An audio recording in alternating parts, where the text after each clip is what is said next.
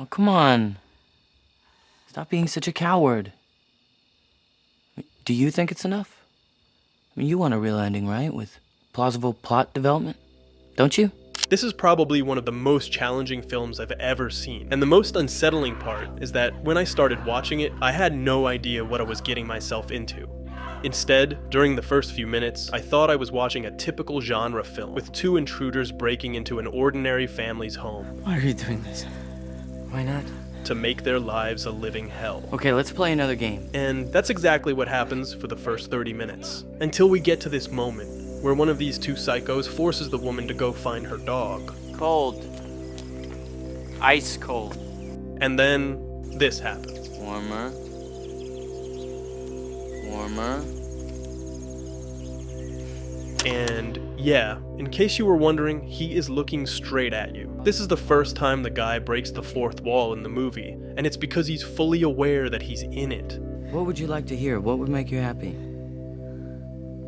None of what I said is true. You know that as well as I do. And you'd think that watching a movie where the illusion is shattered so early on would make it less impactful, but it's actually the complete opposite. It's boring when mutes suffer. We want to entertain our audience, right? Show them what we can do. And that's why I want to talk about what makes it so unsettling. Though, before we go any further, maybe you don't remember or haven't seen the movie. So, let me give you a bit of context. These are Anne, George, and George Jr., a family we know absolutely nothing about, who have gone to their lake house when suddenly a stranger shows up at their home. Hello. Sorry to disturb you. I'm staying next door. And his first appearance begins with a seemingly innocent request. Mrs. Thompson sent me. She's cooking and she ran out of eggs and asked if you could help her out. The thing is, little by little, the situation starts to feel more and more unnerving. First, he drops the eggs and asks for more. You'll still have 4 left. It's a box for the dozen, isn't it? Or am I mistaken? Then, he drops Anne's phone into the water. Oh, God. What? Oh, no! And finally, when she asked him to leave, Look, before you destroy the rest of the kitchen, maybe you should just take the eggs and leave. All right? the scene escalates. Now she's not just up against one intruder, but 2, with an attitude that grows increasingly invasive. Would you mind if I tried this? Just once, please. Real quick. However, it never becomes explicitly violent. Please just go, right now. Did I do something wrong? I asked you to leave. I want you to go. You seen the dog? Honey. You? At least, not until George enters the scene. What the hell is going on What's here? going on, sir? He asked for the eggs, the dog attacked him, they broke. Now he would like some more. What is so difficult to understand? That's when, for the first time, we witness a physical attack. Right now. Mr. Farber. What? And as you can see, it's composed of 3 shots. First, a shot of the golf club, Right now. Mr. Farber. What? then one of George, and finally, one of him falling. But what's missing is what happens in between, the actual blow.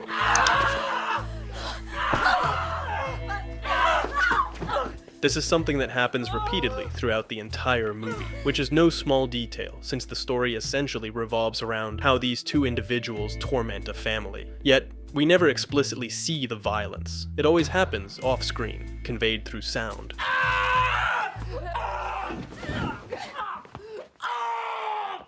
Plus, even though the violence isn't shown, these moments aren't stylized the way they often are in other films. Because one thing is how this sounds,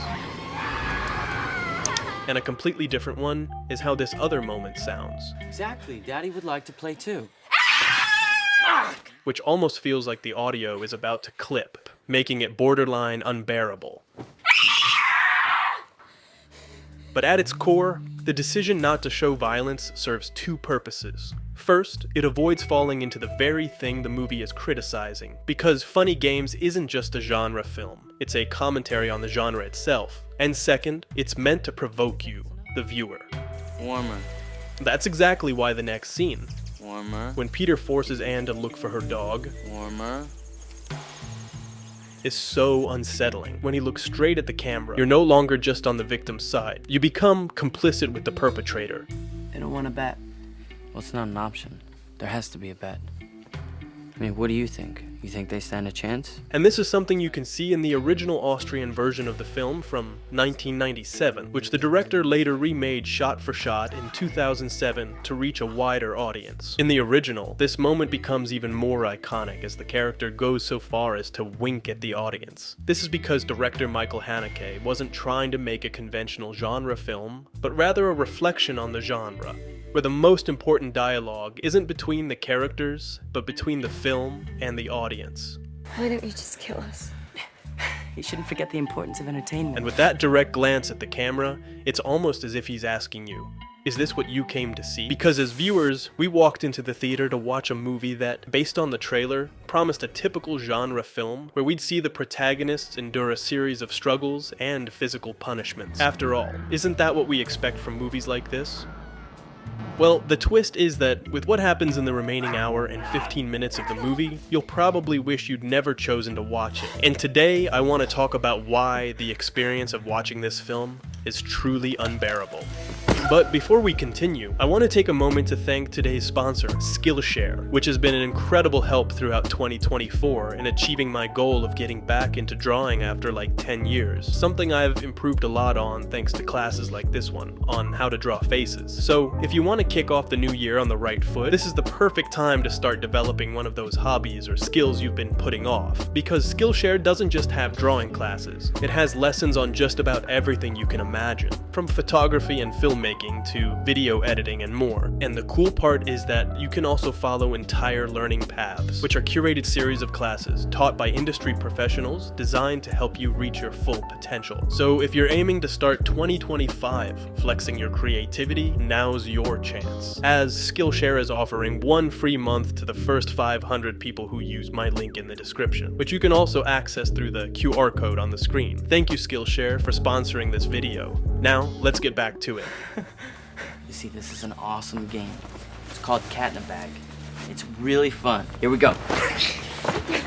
Don't panic, nothing's going to happen. I said it was a fun You game. see, there are plenty of reasons why funny games is such an exhausting experience. After all, Haneke wasn't trying to make a satisfying movie for the audience. Quite the opposite, actually, since he wanted you to walk out of the theater feeling frustrated. It's okay, I'm not doing anything to him. And Haneke applies this approach in several ways, such as with a structure that feels like an endless vicious circle, almost making you, as a viewer, feel deceived. For example, at the 54-minute mark, the son escapes. And just when we thought he might have a chance to make it, he discovers that the neighbors are dead, only for Paul to catch him and drag him back to the house. This alone wouldn't be unusual, but what makes it impactful is how Haneke repeats this device later on. Because then, at 1 hour and 2 minutes, something else happens. A gunshot off screen. Once again, we don't see the action. Instead, we get a 1-minute shot of a TV broadcasting a car race, with red droplets splattered across the screen. A clear reference to how we consume violence as if it were just another form of entertainment. You're an idiot, Tubby. When you're counting, you don't kill the person who's counted out. You kill the one left over. What's wrong with you? We don't even know who got shot, and the only thing we hear during this shot is a conversation, along with the relentless background noise of cars passing by. Noise that, much like the film itself, isn't meant to be entertaining, but rather unsettling. Come on, let's get out of here. Okay. Thanks to the driver. After this, the two psychos leave, and we cut to a shot that lingers for an agonizing 9 minutes of uncertainty, where we don't even know who else is still alive. All we see is Anne, struggling clumsily to get up. With this shot, Haneke is showing us the exact opposite of what we're used to seeing in films of this genre, by showing us his victims in the immediate aftermath of trauma. And this entire segment is dedicated to that. There's no payoff, the kind audiences are conditioned to expect. Instead, we're forced to sit through the fallout, the consequences, which in this case are particularly harrowing, because we're watching parents mourn the death of their child. Jordan, please, please. Which is yet another subversion of the genre, where children are usually off limits because while watching a teenager fall victim to a slasher can be entertaining, the anguish of grieving parents is anything but. They killed my son. And that's why this entire segment gives us a false sense of closure. We're led to believe the movie is wrapping up, and that the danger has passed, but the script's capricious nature pulls us right back to square one. The characters once again trapped inside the house. Structurally, the film feels completely arbitrary, following no clear logic. But that's precisely the point, to toy with our expectations. I'll get it. Golf clubs are in the way. You can see this approach clearly in how Haneke plays with Chekhov's gun, a dramatic principle that states that if an element is introduced in the first act, such as a gun hanging on the wall, it should be used by the third act. Otherwise, showing it would create a false expectation. Fully aware that this is a narrative convention, the film deliberately decides to break it toward the end. We need a sharp knife. Okay. Take, for example, a knife that George Jr. asks Anne for early on. It pops up repeatedly throughout the film, with the camera deliberately emphasizing, and in the end, it's presented as a potential way out, only to be casually discarded. But the moment where this deliberately arbitrary narrative reaches its peak comes at this point, the most blatant narrative trap in the entire film. The one that, if you weren't already angry enough, might just make you want to get up and walk out of the theater. Look out! In films, you know, you're used to cheering on violence, and he gives you that one moment where you do punch the sky. It's the scene where Anne grabs the shotgun for a brief second and shoots one of the boys, only for Peter to grab the remote control and rewind the film.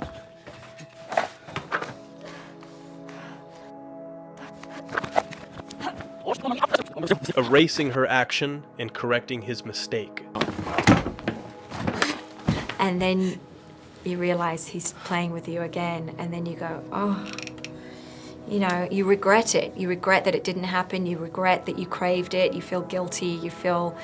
You're very manipulated. Obviously, this is where the film's constant meta-cinema elements become even more apparent. At this point, the villains stop being mere characters and turn into nothing more than narrative devices. That's why they feel like blank slates. Despite their charisma, they lack any real backstory or personality, and the same goes for the family.